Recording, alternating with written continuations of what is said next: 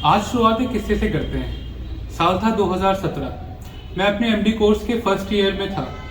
वहाँ जो भी नए पेशेंट भर्ती होते थे तो वो हमें अलॉट होते थे ट्रीटमेंट के लिए। तब वहाँ मुझे एक 24 साल की फीमेल पेशेंट अलॉट हुई।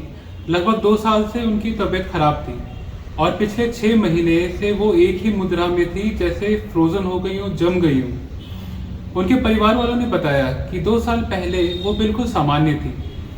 फिर एक दिन अचानक उसे डर लगने लगा।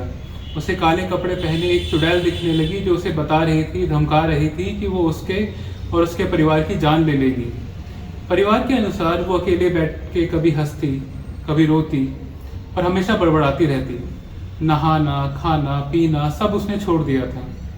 स्थिति एक समय ऐसी आई कि परिवार वालों को प्लास से उसका मुंह खोल के उसको दूध पिलाना पड़ता था। 2 साल तक वो लोग अलग अलग बाबा, अलग अलग आश्रम में दिखाते रहे, पर वो कभी ठीक नहीं हुई। फिर आखिर में उन्हें एक बाबा ने मानसिक रोग विशेषज्ञ को दिखाने को बोला। फिर वो हमारे वहाँ पे एडमिट हुई। लगभग 20 से 25 दिन में वो पूरी तरीके से ठीक हो गई थी। ये एक किस्सा था, ऐसे लाखों किस्सों में से एक जो स्किज़ोफ्रेनिया या मनोविकलता की बीमारी से ग्रसित होते हैं।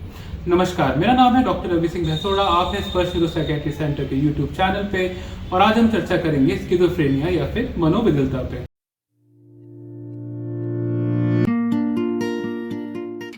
स्किज़ोफ्रेनिया या मनोविकलता की बीमारी भारत में लगभग 0.8% जनसंख्या में देखी जाती है। लगभग दोनों ही महिला और पुरुष में समान रूप से पाई जाती है, मगर पुरुषों में इसकी शुरुआत थोड़ी ज़्यादा जल्दी देखने को मिलती है।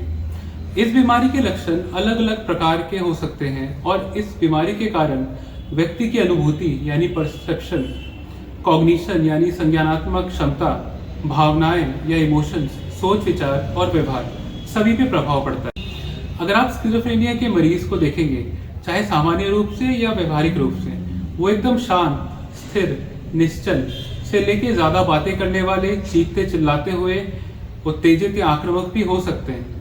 और इसी में व्यक्ति अकेले बैठ के बातें करना, जैसे कोई उनसे बातें कर रहा हो, या अकेले बैठ के हंसना। पर ज़्यादातर इस प्रकार का व्यवहार व्यक्ति के मतिभ्रम या हेलुसिनेशन के कारण देखने को मिलता है। आमतौर पे ऐसे मरीज का नहाना और स्वच्छता का स्तर गिर जाता है और वे अटपटे या खराब ढंग से तैयार भी हो सकते हैं।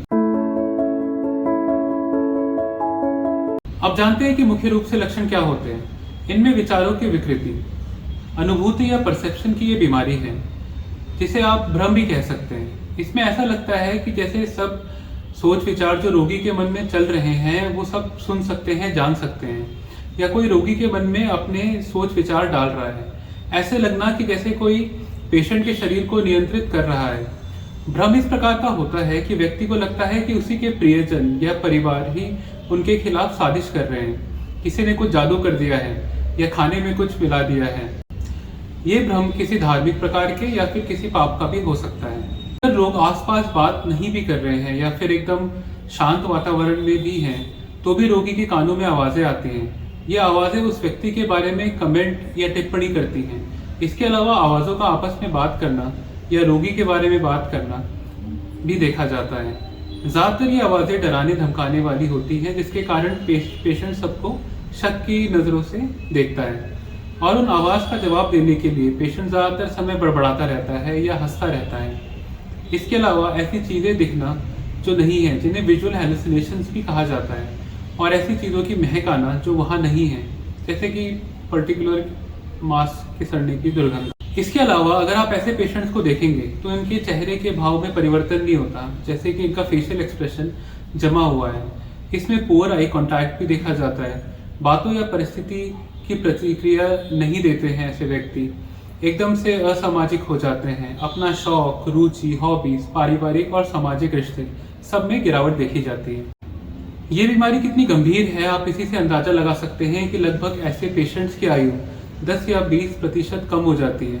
ऐसे पेशेंट्स में एक्सीडेंट या प्राकृतिक कारणों से मृत्यु ज़्यादा देखने को मिलती है।